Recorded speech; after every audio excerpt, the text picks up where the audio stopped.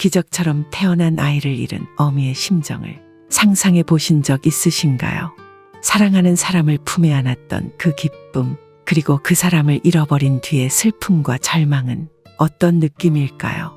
어쩌면 우리 중 많은 이들은 사랑하는 이들을 잃는 두려움을 안고 살아가지만 실제로 그런 일을 겪었을 때의 상처와 고통은 그 누구도 쉽게 헤아릴 수 없을 것입니다. 이번 이야기는 바로 그런 상실과 고통을 겪으면서도 결국 용서와 화해의 길을 찾아낸 한 어머니의 진솔한 고백입니다. 이 어머니는 기적처럼 태어난 아들을 위해 헌신하며 살아왔습니다. 아들이 태어났을 때의 감격, 아들이 대학에 합격했을 때의 벅찬 기쁨을 생생하게 기억합니다.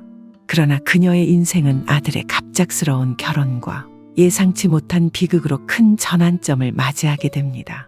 아들이 결혼한 여자와의 갈등, 그리고 아들을 잃고 난 후의 절망 속에서도 그녀는 어떻게 용서와 화해를 찾아갔을까요? 그녀는 아들을 떠나보낸 슬픔 속에서도 손주와 며느리를 통해 다시금 가족의 의미를 되찾게 됩니다. 용서와 화해는 결코 쉽지 않았지만 그녀는 끝없는 사랑과 인내로 그 길을 걸어갔습니다. 이 사연을 통해 그녀가 어떻게 아들을 떠나보내고 며느리와 손주를 받아들이게 되었는지 그 마음의 여정을 함께 따라가 보시길 바랍니다. 그녀의 목소리에 귀 기울여 그 속에 담긴 진실한 감정과 깨달음을 함께 나누시길 바랍니다. 그럼 사연 시작하겠습니다.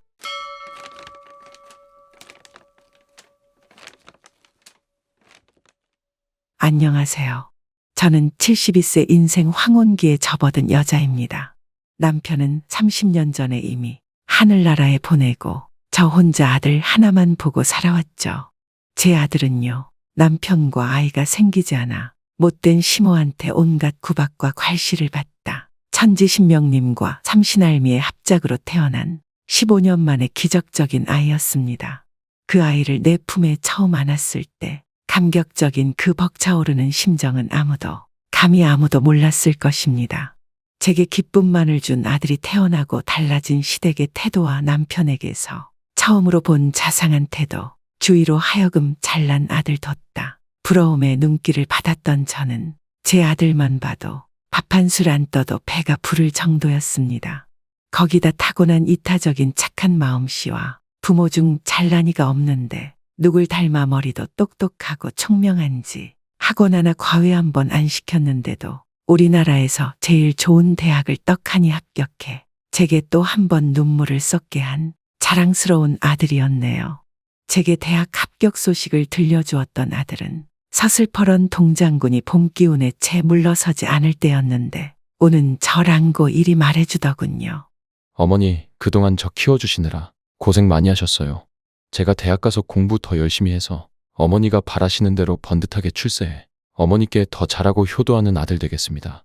오래오래 제 곁에만 머물러 주세요. 라고 예쁜 말을 골라서 하는데 이놈의 자식은 어느 뉘집 귀한 아들인지 참으로 대견스럽고 든든하더이다. 행여 아들 밥 굶고 다닐까 싶어 일부러 대학 근처까지 가서 이사해 뒷바라지를 했습니다. 군대 갔다 전역한 후 아들은 더욱더 믿음직스럽고 늠름한 자태로 제 곁으로 돌아왔고 학교 복학 후 열심히 좋은 직장 자리를 얻으려 공부하는데 아무래도 영어가 중요한지라 공부를 위해서 교환학생으로 미국에를 다녀온다고 해서 또 한 번 저민 가슴을 내려놓고 아들을 보낼 준비를 해야 했네요. 그런데 유독 아들을 보내기 며칠 전부터 꿈자리가 뒤숭숭하니 사나워 제 맘이 들쑥날쑥하니 어찌할 바를 모르겠더군요. 촉이 좋은 저는 꺼림칙하여 아들을 불러 세워놓고 얘기했습니다. 얘, 정기야. 너 미국에 안 가면 안 되겠니? 물론 좋은 기회란 걸 알긴 하다만 엄마가 꿈이 별로 좋질 않은 게 걱정스럽구나. 라고 했더니 제 아들은 여느 때처럼 예쁘게 웃으며 그 따뜻한 큰 손으로 제 거친 손을 잡아주었습니다. 걱정 마세요. 저 가서도 어머니께 연락 자주 할 테니 아무 걱정 말고 1년 정도만 계세요. 꼭 좋은 모습으로 다시 어머니 곁으로 올게요.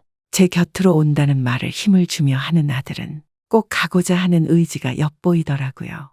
전 몇 번이나 아들을 말렸지만 아들은 제게 처음으로 고집을 피우더군요.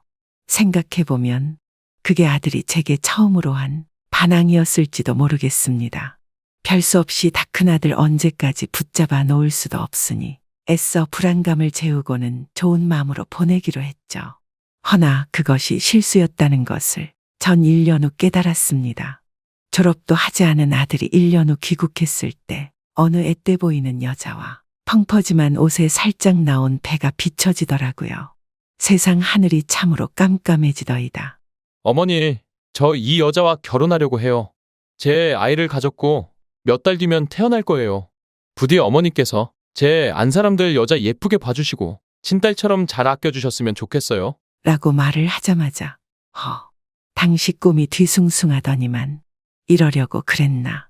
감을 잡고도 결국 보낸 것이 제 발등을 제가 찍은 것 같아 못내 속이 일었습니다. 내 아들을 뺏어간 질투심이었는지 앞으로 승승장구할 내 새끼 앞길을 막은 미움 때문이었는지 그 어린 여자가 곱게만은 안 보였습니다. 실은 아들이 간 후 제 주변에서 저희 아들을 좋게 본 사람들이 저마다 집안 좋은 고운 여자들을 소개시켜줬는데 아들이 졸업한 후 보겠다고 달래며 금이 환영하기만을 기다렸는데 딱 보더라도 어디서 굴러온지도 모르는 여자를 내 앞에 신부감이라고 감히 내 며느리 될 여자라고 소개를 시켜 분명 평소에 여자 조심하고 여자 잘 만나야 한다고 수백 번 수천 번 타일렀거늘 이건 제게 엄연히 배신이고 도전이었습니다. 그 여자를 면전에 대놓고 무시한 뒤 아들을 꾸짖었죠. 졸업도 안 한 녀석이 무슨 배짱으로 여자를 데려오고 가정을 가지겠다고 해? 너 도대체 정신이 있니 없니? 이런 식으로 네가 엄마를 실망시킬 줄은 몰랐다? 됐고 당장 이 여자랑 끝내고 공부나 열심히 해. 라고 못 박아 두었더니 아들이 뭐라 하기도 전에 여자가 먼저 제 손을 잡으며 애원하더군요. 어머님, 제 뱃속에 어머님 손주 있어요. 저희 서로 너무 사랑하고 헤어질 수 없어요. 부모님께서도 안 계시고 아무것도 없는 제게는 정기 씨가 전부예요. 제가 정기 씨한테 부족한 건 알지만 제발 절 좋게 받아들여 주시고. 아가씨한테 어머님이라고 불릴 이유 없네요. 앞으로 내 아들하고 연락 끊고 그 아기 나중에 유전자 검사해서 우리 아들 아이가 맞다 하면 합당한 금액으로 쳐줄 테니 다신 우리 앞에서 얼씬도 말아요. 라고 얘기를 하니 여자의 얼굴이 무너질 듯 구겨지며 자리에서 엉엉 울어제끼고 보더군요. 그 모습조차 요망하고 끼부리는 것밖에 보이질 않아 전 아들을 억지로 데려오려고 했으나 아들은 제 뒤통수를 치고 그 여자와 함께 가버렸습니다. 저는 몇 번이고 아들에게 연락하며 강요도 해보고 사정도 해봤지만 그 교활한 것이 어찌나 우리 아들을 홀려놨는지 정신을 차릴 새도 없이 무조건 여자를 책임지겠단 말만 하더라고요. 우리 아기가 생긴 건 실수가 아니에요. 제가 이 여자를 사랑해서입니다. 저희 아기 낳고 바로 식 올리고 혼인신고도 할 거예요. 어머니께 허락받고 축복된 결혼식을 올릴 수 있게 제발 저희를 받아주세요. 네? 저 힘들어요, 어머니. 라고 아들은 되려 절 책망하는데 예전과 저밖에 몰랐던 아들의 달라진 모습에 저는 매우 충격을 받았고 이 모든 것이 다 그 여자 때문이라고 책임을 돌리며 아들에 대한 미움까지 모조리 그 여자 몫으로 전가시켰네요. 그래, 네가 어디까지 하나 보자. 그래도 애미와 함께한 시간은 수십 년이고 그 여자와 함께한 시간은 고작 1년인데 그래도 내가 피부치고 애미인데 잠깐 만난 여자한테 홀려 설마 애미를 버리진 않겠지 라는 심정으로 기어코 아들에게 절연선언을 했습니다만 소용없었고 그 여자와 결국 졸업도 하지 않은 상태로 결혼을 하고 혼인신고까지 하고야 말았습니다. 이것이 절망인가 싶었네요.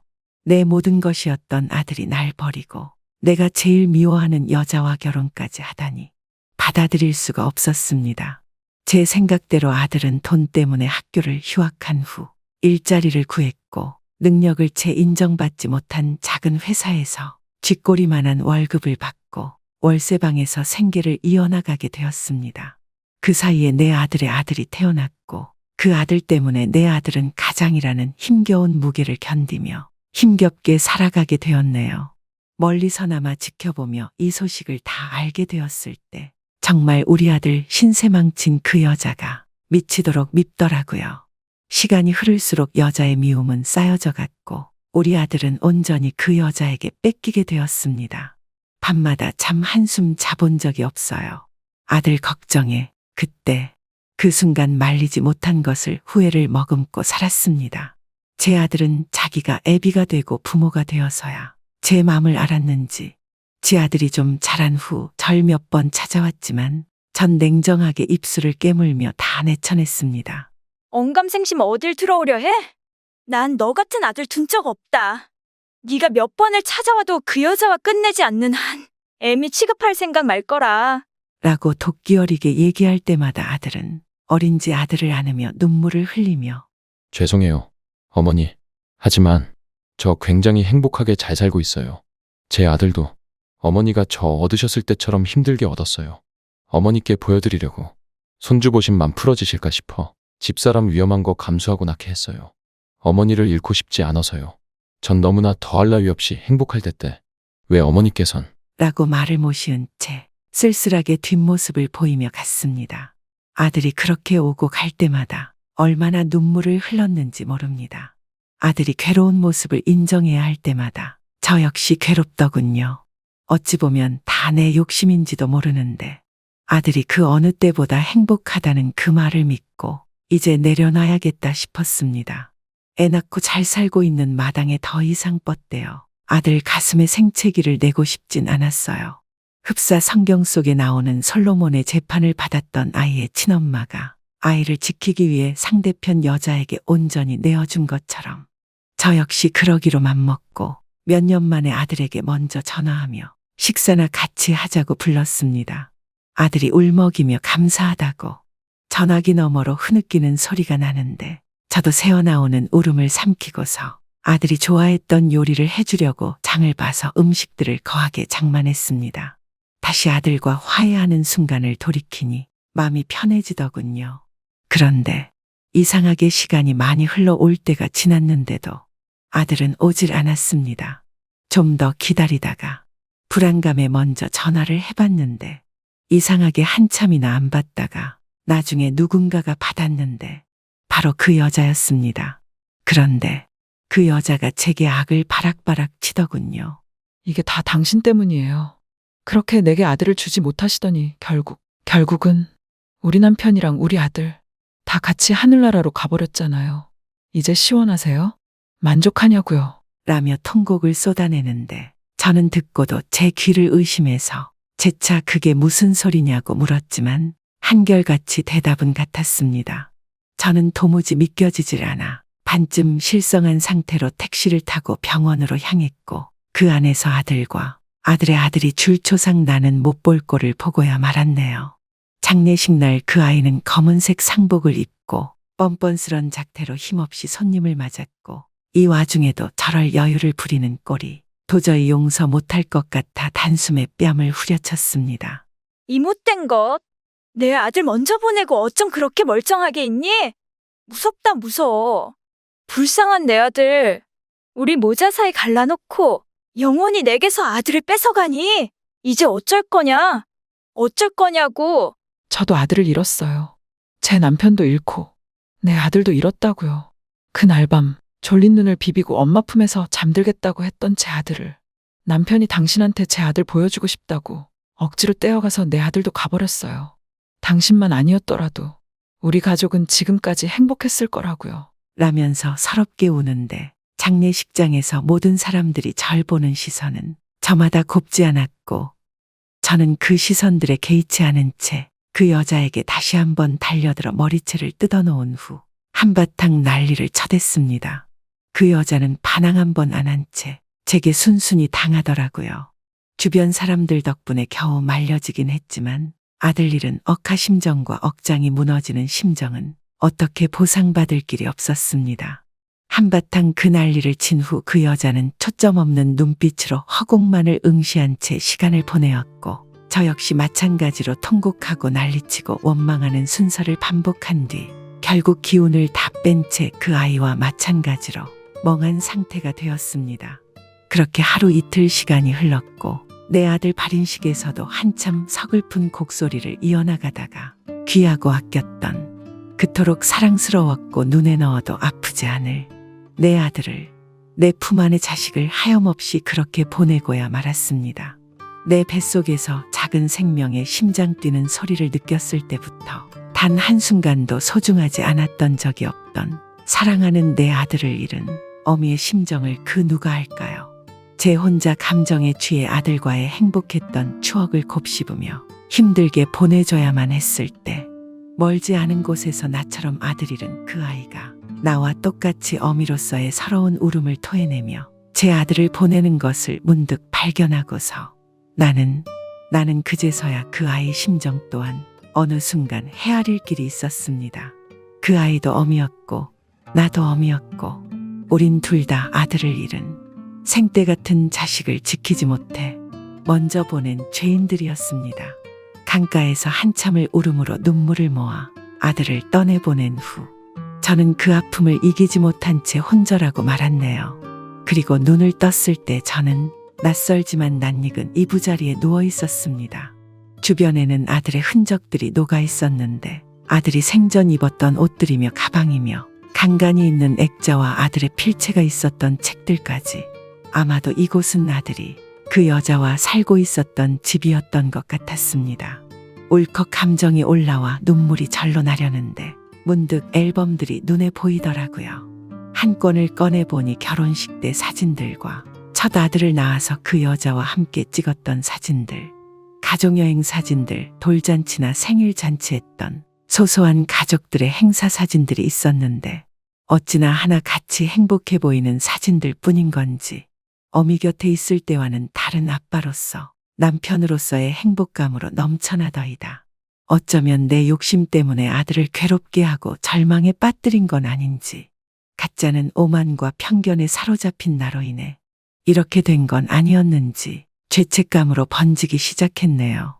그때 그 아이가 제 기척을 느꼈는지 노크 소리와 함께 안으로 들어왔고 눈이 시뻘겋게 충혈된 채 여전히 저를 원망스러운 눈길로 바라보고 있는 그 아이는 제게 통장을 하나 내밀었습니다. 남편이 어려운 살림에도 조금씩 모아놓은 돈이에요. 모아서 어머님 편한 집 한 채 사드리겠다고 했는데 비록 집은 사진 못했지만 남편의 마음이 들어간 것이니 어머님께서 가져가세요. 그리고 남편이 보험을 몇 개 들어놓은 것이 있는데 그 보험금도 다 가져가세요. 라고 말하는데 이악 물고 담담하듯 말하는 그 여자는 조금만 건드려도 울음을 쏟아낼 것 같아 무슨 말도 할 수 없었습니다. 내 아들이 사랑했던 그 여자는 어리고 여렸지만 나보다 강하더군요. 이윽고 내게 말한 대로 보험금은 제 통장에 모두 입금이 되었고 몇 억이나 되는 적지 않는 돈이었습니다. 이 정도 금액이면 욕심날 만도 할 텐데 왜 그 아이는 단 한 푼도 욕심내지 않은 채 내게 모두 건네준 건지 잘 모르겠더군요. 게다가 그 아이는 나중에 암것이었지만 뱃속에 내 아들의 둘째 아이도 갖고 있었습니다. 시간이 어느 정도 흐른 후 그 아이가 일하고 있다던 회사 근처에서 맴돌다 만삭이 되어 끙끙거리며 가는 그 아이를 보았네요. 태어날 시점이 얼마 안 돼 보였는데 공교롭게도 내 아들이 태어난 계절과 같은 겨울이었습니다. 그리고 우연인지 운명인지 아들 지인한테 들은 얘기로는 그 아이가 낳은 둘째는 또 아들이었다는데 시간은 달랐지만 내 아들이 태어난 날과 같았네요. 부모 없어 혼자 산부인과에서 아이에게 젖을 물릴 그 아이와 내 손주를 생각해서 저는 모든 걸 다 내려놓고 그곳을 찾았습니다. 그런데 그 아이가 며느리가 아이를 낳고 뭐가 잘못되었는지 아이를 낳은 뒤 산모만 큰 병원으로 옮겼다고 하더라고요. 담당 의사라는 사람에게 보호자를 자처하며 어찌 된 일인지 묻자 첫째 아이 때도 위험한 상태로 아이를 낳았습니다. 산모님이 워낙 선천적으로 몸이 약한 데다 임신 중독증에 쌍각자궁 안에 전치태반까지 여러모로 출산이 힘든 상황이었어요. 그렇지만 남편분이 그토록 기다렸던 아이라고 해서 꼭 낳고 싶다고 말씀하셔서 병원에 내내 입원해서 겨우 낳았는데 둘째가 빨리 찾아와서 몸에 타격이 더 있으셨던 것 같아요. 라고 말씀하시는데 저는 얘기를 듣자마자 큰 병원으로 향했고 병원 안에서는 그 아이가 호흡기를 낀 채 중환자실에 입원해 있었고 신생아실에서 어미 초유조차 먹지 못한 내 손주가 지 어미가 어찌 된 것도 모른 채 살겠다고 젖병을 물고 있었습니다. 보호자조차 없어서 혼자 전전긍긍하며 입원해 아이를 낳은 그 아이를 생각하니 아니, 제 며느리에게 차마 얼굴조차 들을 수 없었습니다. 훗날 아들을 대체 어떻게 보려고 제가 이렇게 못할 짓을 했는지 후회가 들더라고요. 부디 너무 늦질 않길 바라며 저는 의사 선생님께 찾아가 간곡히 부탁드렸네요. 제 며느리입니다. 치료비가 얼마가 되더라도 제 며느리 꼭 좀 살려주세요. 이 늙은이가 이렇게 부탁드립니다. 그리고 평소 의지했던 종교의 신앙심을 발휘해 간절히 눈물로써 기도를 하고 또 했고, 아들에게도 제 지난 행동들을 자책하며 제발 데려가지 말아달라고 바라고 또 바랬나이다. 하루가 지나고 이틀, 속이 타들어갈 때쯤 간절한 제 마음이 하늘을 두드렸는지 갑자기 중환자실 앞이 분주해지기 시작했네요. 그리고 한참 있다가 의사 선생님께서 제가 그토록 바라고 듣고픈 말씀을 해주셨습니다. 환자분 위험한 고비는 넘기셨어요. 까딱 잘못하면 정말 큰일 날 뻔하셨는데 어머님께서 힘드시겠지만 환자분 곁을 잘 지켜주시길 바랍니다. 라며 말씀해 주셨고, 저는 그 자리에서 한참 통곡을 하며 주저앉고 말았습니다. 깨어난 며느리의 곁을 제가 지키자 정신이 든 며느리는 낯설어하고 불안해하기도 했지만 좋은 말로 잘 얘기를 해주니 며느리도 눈물을 쏟더라고요. 미안하다, 아가. 내가 너무 늦었구나. 네 말처럼 못난 늙은이 추한 욕심을 부리다가 내 아들을 괴롭게 보냈어. 내 말대로 다 내 탓이다. 내가 미안하고 다 잘못했다. 내 살아생전 너에게 어떻게 해서든 이 죄값을 다 치를 테니 부디 용서해다오, 아가. 라면서 며느리의 손을 잡아주었고, 며느리도 흐느끼면서 손가락을 움직여 주름진 제 손을 힘겹게 감싸주었습니다. 비록 제 아들을 잃었지만 그 아들 덕에 며느리가 생겼고, 아니, 이젠 딸이나 진배 없습니다. 며느리가 속에 어떤 마음을 품고 있든 저는 며느리를 딸이라고 생각하며 잘해주려고 노력하고, 며느리도 제 마음이 닿았는지 거리를 두면서도 마음을 조금씩 열어가고 있네요. 며느리와 가까운 데서 살고 있고 자주 왕래하고 있는 걸로 만족합니다. 쉽지 않을 걸 알지만 우리에게는 시간이 많이 필요하겠죠. 그리고 저와 며느리 사이를 이어주는 건 우리 아들의 둘째 손주가 있네요. 조금 있으면 돌잔치도 해야 할 텐데 우리 둘째 손주 오래오래 행복하게 잘 살라고 우리 아들 때 차려준 돌상 이상으로 신경 써서 잘 차려주렵니다. 이 할미가 해줄 일은 부디 건강하고 잘 살길 바라는 일밖에는 없네요. 부족한 제 사연 읽어주셔서 감사드립니다. 사연을 읽으면서 저도 가슴이 뭉클해졌습니다.